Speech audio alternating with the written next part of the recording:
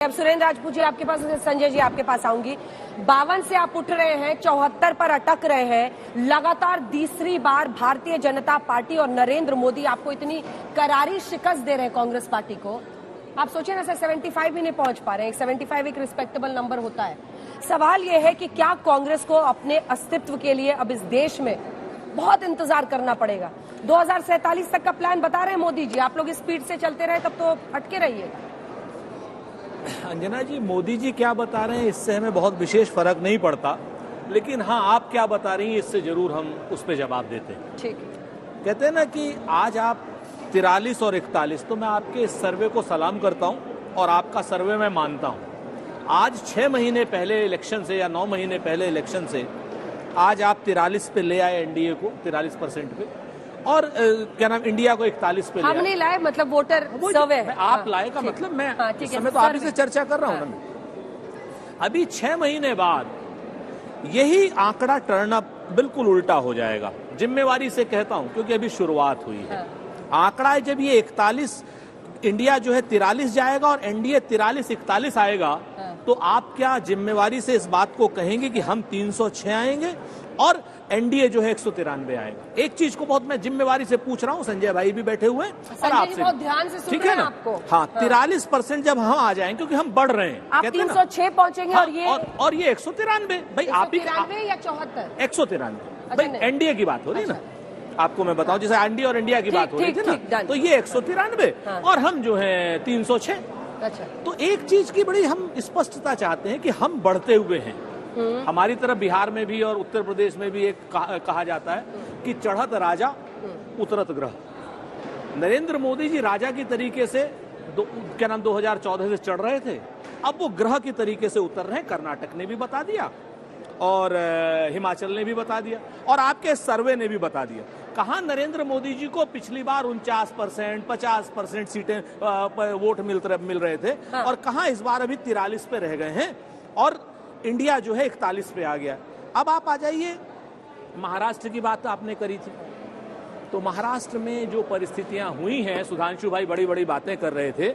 जिस दिन से देवेंद्र फडणवीस की सरकार एकनाथ शिंदे के साथ बनी है, उस दिन से एक चुनाव भी, चाहे वो नगर पंचायत का हुआ हो, चाहे वो एपीएमसी का हुआ हो, चाहे वो क्या नाम विधानसभा के 2 चुनाव हुए हों और चाहे एमएलसी के चुनाव हुए हैं, सारे के सारे चुनाव भारतीय जनता पार्टी और शिंदे हारे। ठीक है, सारे चुनाव हारे। जी, तो इस चीज को लेकर के मैं सिर्फ इतना कह रहा हूं कि मैं बाजी पलट जाएगी 6 महीने, 100% पलटेगी। हम 306 से ज्यादा जाएंगे आपके सर्वे के हिसाब से, और ये 193 के नीचे आएंगे। संजय जी ये कह रहे बाजी पलट जाएगी, इनको 306, 193। अब मेरे पास तो कोई ऐसा विश्लेषण नहीं है या कोई ऐसा पैरामीटर नहीं है जिसके आधार पर मैं कहूं कि सचमुच बाजी पलट जाएगी, लेकिन 2-3 बातों को मैं कहना चाह रहा था। एक बात कह रहे, इंडिया गठबंधन ऊपर जा रहा है, ऊपर जाता हुआ इशारा हमें मिल रहा है, लेकिन उसकी वजह 2-3 है। एक वजह तो साफ है, ये जो इंडिया गठबंधन है, जो वोट का आकलन है, उसमें तमाम ऐसी पार्टियां हैं जो आज इंडिया गठबंधन के साथ हैं। इस वजह से उनका वोट ऊपर जाता हुआ हमें दिख रहा है। कुछ और चीजों में परिवर्तन है, अगर आप पिछले 3-4 साल की से तुलना करें तो कुछ परिवर्तन है। वोटरों के मनस्थिति में भी परिवर्तन है, क्योंकि महंगाई, बेरोजगारी, इन सब मुद्दों पर लोगों की थोड़ी नाराजगी तो जरूर दिखाई पड़ती है, लेकिन उसका वोट पर असर नहीं पड़ रहा है। तो ये जो इंडिया गठबंधन का वोट ऊपर जाता हुआ जो इन्हें दिखाई पड़ रहा है सुरेंद्र राजपूत जी को, उसकी वजह साफ है। उसकी वजह है गठबंधन साथ हुआ है। इसमें कई ऐसी पार्टियां हैं जिनमें अंतर विरोध होगा, लेकिन ये जो महाराष्ट्र क्या कह रहा है सर? महाराष्ट्र क्या कह रहा है? अगर यही एक बार महाराष्ट्र के आंकड़े दिखा दीजिए। अगर महाराष्ट्र में इंडिया को इतना गेन है और बीजेपी के लिए इतना लॉस है, बीजेपी ने 23 सीटें पिछली बार वहां पर अपने दम पर जीती थी। देखिए, महाराष्ट्र का नंबर दिखाइए। अब इस पर तो दावा नहीं किया जा सकता कि 28 का 28 होगा और इधर 20 का 20 होगा, लेकिन महाराष्ट्र से तस्वीर जो साफ उभर के आ रही है, महाराष्ट्र में एनडीए को नुकसान निश्चित होगा अगर हम 2019 से तुलना करें तो। इसमें तो कोई शक नहीं है कि महाराष्ट्र में उन्हें नुकसान होगा और बिहार में भी एनडीए को नुकसान होने की पूरी गुंजाइश। बिहार दिखाइए, बिहार का आंकड़ा दिखाइए। बिहार में आपको लगता है सबसे बड़े गेनर के तौर पर तेजस्वी यादव उभरते हुए दिख रहे हैं? क्योंकि नीतीश की लोकप्रियता का ग्राफ हमने देखा, तमाम जो अन्य पोल थे, बेस्ट सीएम में भी उनका कहीं पर नाम नहीं है। क्या तेजस्वी यादव के दम पर ये होता दिख रहा है बिहार में? देखिए, इस सर्वे में ये तो नहीं पता चल रहा है कि जो इंडिया गठबंधन का वोट बिहार में है उसमें तेजस्वी यादव का वोट कितना, आरजेडी का वोट कितना और जेडीयू का वोट कितना है।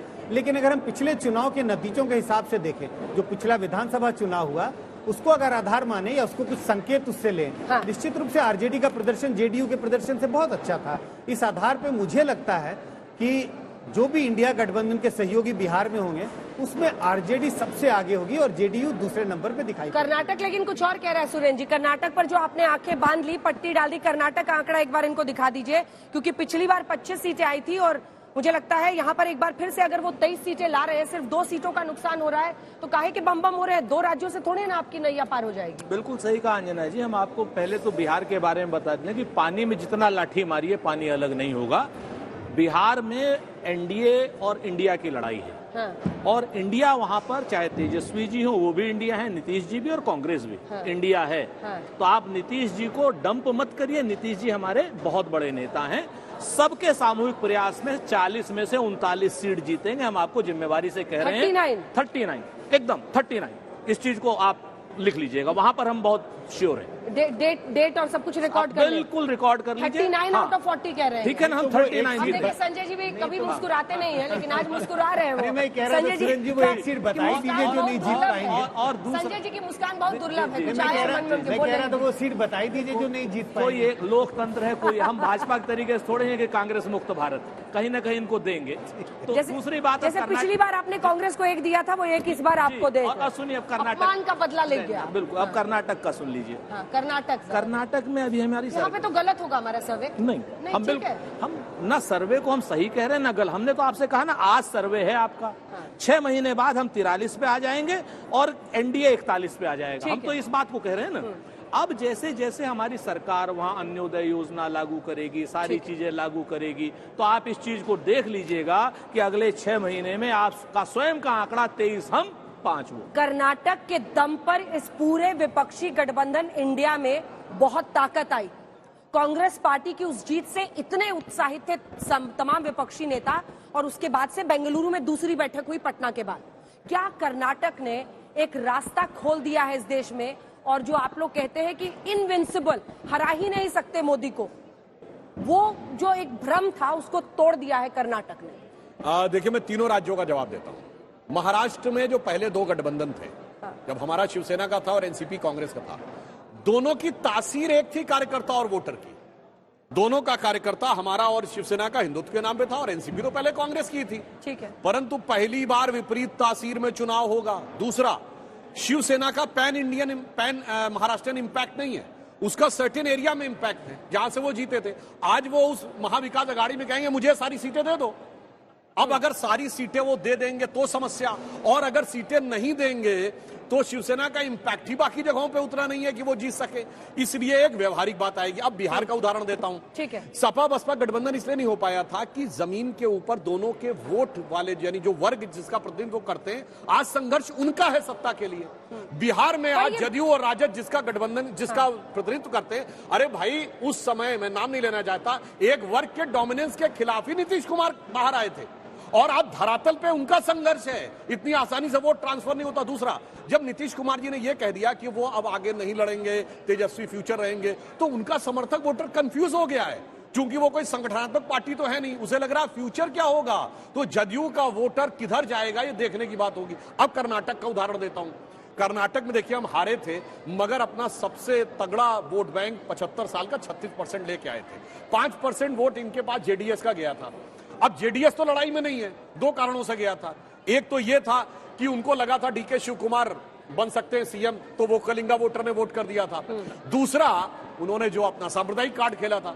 अब जेडीएस जब सरकार बनाने की रेंज में नहीं है, तो जेडीएस का वोटर, और उसे नहीं लगेगा चीटिंग हो गई उसके साथ, जो सोच के वोट दिया था वो तो हुआ नहीं। तो अभी देखिएगा, मेरे विचार से अगर संजय जी इन न्यूएंसेस के ऊपर भी अगर करेंगे ना जानकारी, बहुत बेहतर पिक्चर आएगी।